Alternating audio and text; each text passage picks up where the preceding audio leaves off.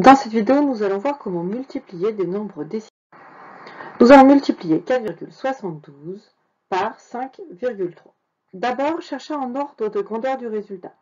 4,72 c'est environ égal à 5. 5,3 c'est environ égal à 5. 5 fois 5 est égal à 25. Le résultat de cette multiplication sera donc proche de 25. Pour poser une multiplication, il n'est pas nécessaire, comme pour les additions et les soustractions, d'aligner les unités. Pour faire la multiplication, nous allons faire la multiplication comme si les virgules n'existaient pas. Et à la fin, on positionnera la virgule. On va donc commencer par la multiplication par 3. 3 fois 2, c'est égal à 6.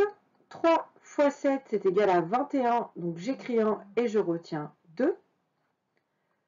3 fois 4, c'est égal à 12, plus la retenue 14. Une fois qu'on a fait la multiplication par 3, on va passer à la multiplication par 5. Ici, je vais donc décaler le résultat de 1 rang, puisqu'on multiplie ici par 5, qui a une position 10 fois plus grande que celle de 3 dans le nombre. 5 fois 2, c'est égal à 10. On écrit 0 et on retient 1. 5 fois 7, c'est égal à 35, plus 1, 36. J'écris 6 et je retiens 3. 5 fois 4, c'est égal à 20, plus 3, 23. Il nous reste ensuite à additionner les deux résultats des multiplications. 6 plus 0 égale 6, 1 plus 0 égale 1, 4 plus 6 égale 10, j'écris 0 et je retiens 1.